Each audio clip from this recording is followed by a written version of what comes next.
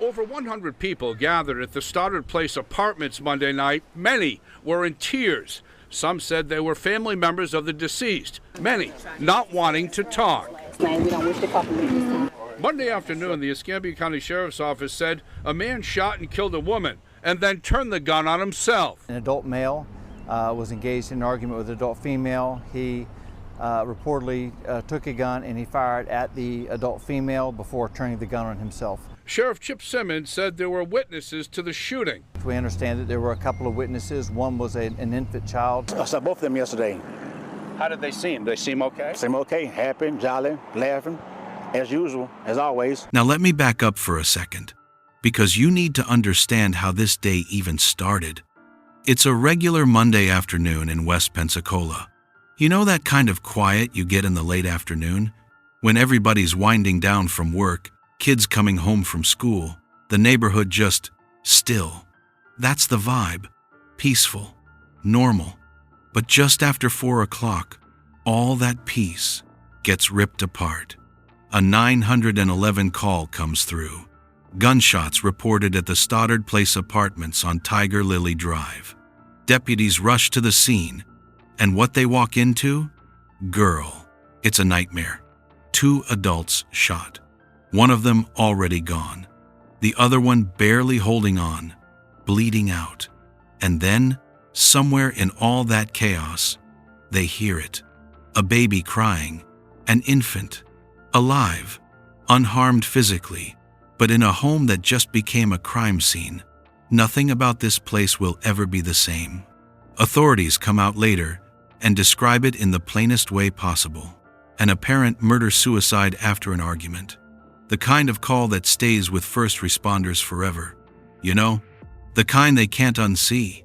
Neighbors start gathering outside as that yellow tape goes up across the courtyard. Disbelief spreading faster than the actual news. People whispering, "Wait, who was it? What happened? Was that gunshots I heard?" Inside that apartment, investigators are moving carefully, documenting everything. Photographs, shell casings, where the bodies fell, trying to piece together a timeline of heartbreak. And this is where our story really begins. On an ordinary Monday that turned into something unspeakable. A young mother, a home that was filled with laughter just hours before, and a decision that ended 2 lives while leaving one tiny life to carry all that weight. Look, we're not here for rumors or recycled headlines. We're going to separate what's verified from what's just going viral on social media. You'll hear the facts as they stand. No guessing, no clickbait, no made-up motives. Because behind every headline is a heartbeat that stopped way too soon. This is the story of Jacavia Simmons, a 20-year-old mother whose bright future got dimmed in an instant. Stay with me as we uncover what really happened inside that apartment on Tiger Lily Drive, and how one moment of rage stole a lifetime of possibilities. You are watching DeepCrimeTv, where we break down real stories about domestic violence and relationship crimes that shook communities.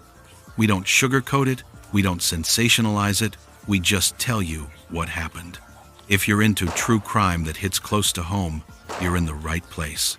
Hit that subscribe button and turn on notifications so you don't miss the next case.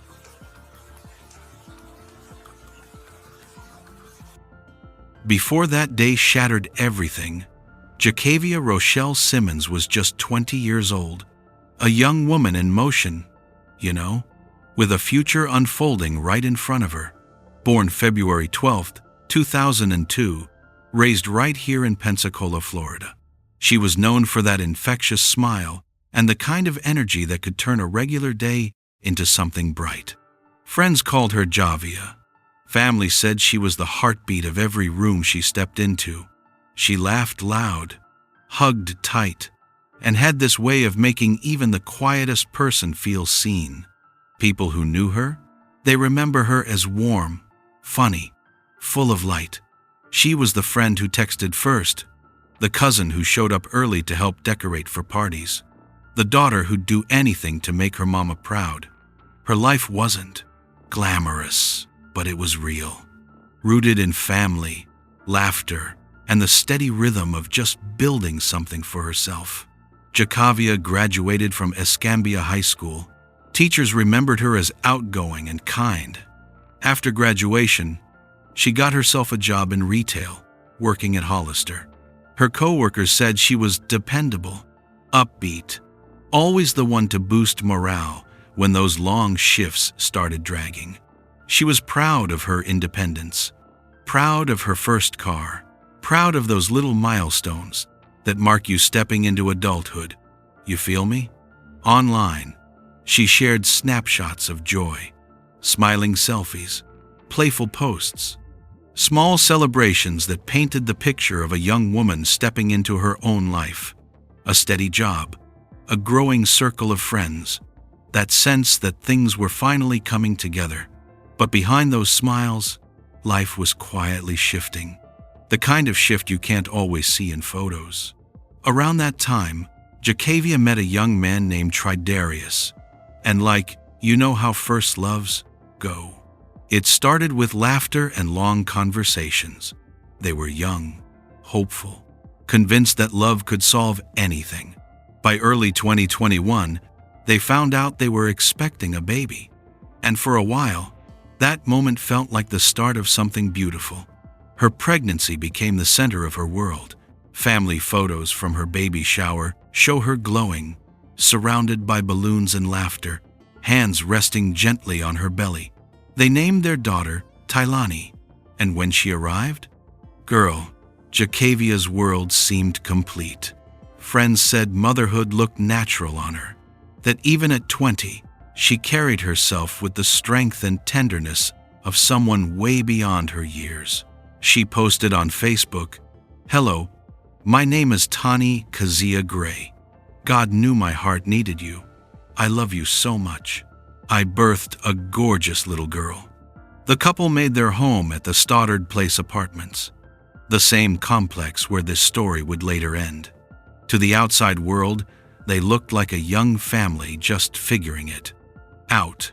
Their social media feeds were filled with smiles, baby pictures, captions about love and gratitude, posts of shared dinners, family outings, late-night laughter. It all painted this portrait of togetherness. But as many would later admit, pictures can be deceiving, because online, everything looked perfect. Offline, the cracks were starting to show. The pressures of new parenthood, finances, unspoken tension creeping in. Friends started noticing subtle changes in her tone online, posts that hinted at frustration, cryptic messages about being tired and choosing peace. Nothing overt, just enough for people close to her to wonder if something was wrong. Jacavia tried to hold everything together, for her baby, for her family, for that image she'd worked so hard to build. But behind the happy photos, that relationship was fraying. And as so many people have learned too late, the internet's highlight reel can blur the red flags that exist just outside the frame. But look, in the frame, days leading up to the murder, she was done with him. From her recent posts, including the day she died, it looked like money was a huge issue. That's what pushed her to break free. Her post just days before on Facebook was, "I need a real man with a whole lot of money. Is that too much to ask for?" Then, on the day of her murder, she commented on a post, "Single as hell." From her posts, you could see that relationship was over, at least from her end. And that final post, that's what opened the door to the terror she was about to face. So now, that calm gets broken. Same Monday afternoon, May 16th, 2022. Around 4 o'clock, dispatchers at the Escambia County Sheriff's Office get a call that's about to become the lead story on every local news station. Within minutes, patrol cars are screaming down Tiger Lily Drive, red and blue lights bouncing off apartment windows as deputies rush toward an address that's going to be etched in this city's memory forever. When the first responders get there, what they find is devastating. Inside one of the units, 2 adults have been shot. The woman is already gone. The man is barely clinging to life. And nearby, a baby, just 4 months old, crying but miraculously unharmed. The deputies move quick, securing the scene, checking for additional victims, making sure that infant is safe. Neighbors get drawn out by those sirens, some watching from balconies, others holding their phones, whispering prayers, or calling family members who live close by. Within minutes, word starts spreading. 2 people dead in an apparent domestic dispute. The sheriff's office comes out later and describes the situation in the clearest, most measured way possible. An apparent murder-suicide following an argument inside the apartment.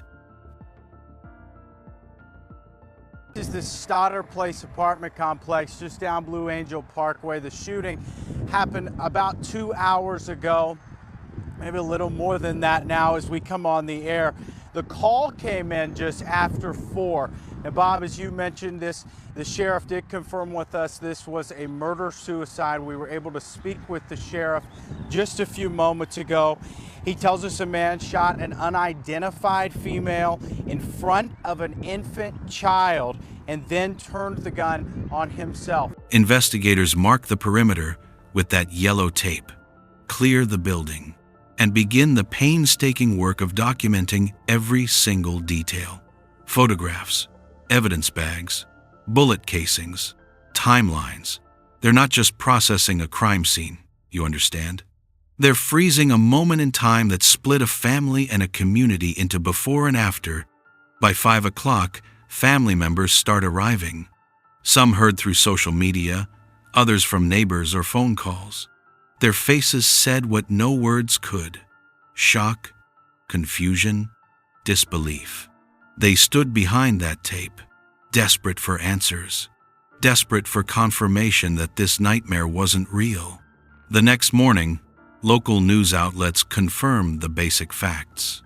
2 adults found dead at Stoddard Place apartments, 1 infant unharmed. No other injuries reported. The Escambia County Sheriff's Office kept repeating the same phrase: apparent murder-suicide. And they assured the public there was no threat to the community.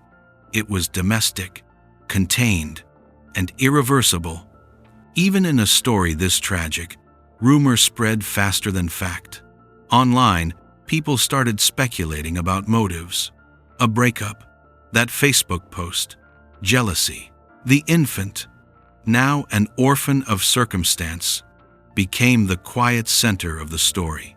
Physically unharmed, but forever changed. The family rallied to protect her, to make sure she would grow up surrounded by love, even in the shadow of what happened.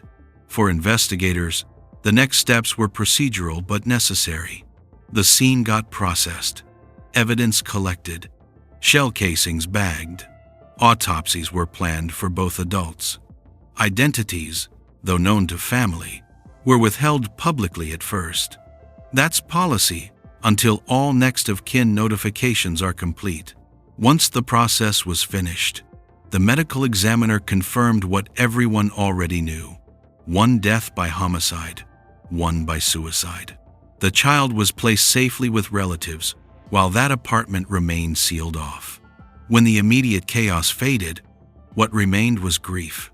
Obituary notices appeared in local listings. Jacavia Rochelle Simmons, February 12, 2002 to May 16, 2022. Funeral arrangements were handled through Tracy Morton Memorial Chapel in Pensacola. Online memorial pages filled up with messages from friends, family, and strangers who'd read her story. There were candlelight vigils, balloon releases, and posts with her smiling photos captioned, "You didn't deserve this." Look, it's impossible not to wonder what Jacavia might have become, where she would have gone, what her daughter's first birthday would have looked like, how her laughter might have filled another room someday. But those are the pieces of the story we'll never get to tell. For anyone listening who recognizes pieces of their own life in this story, conflict, control, fear, there are resources out there. National hotlines, local shelters, and people who will listen without judgment. No one should ever feel trapped in silence or alone in danger. When the noise dies down, what's left is a name, a date, a life that mattered. Jacavia Rochelle Simmons, February 12, 2002 to May 16, 2022. She was 20 years old, a daughter, a mother, a friend, a light in her family's life. Her story is not just about how it ended, but everything she was before it did. And as we close this chapter, we do so carefully, because where the facts end, dignity begins. Thanks for watching. Let me know what you think in the comment section below. If you haven't already, be sure to like this video, subscribe to the channel, and turn on notifications. We upload new true crime content daily, covering cases you know and many you don't. Stick with us as we bring you more stories that deserve to be heard. See you in the next one.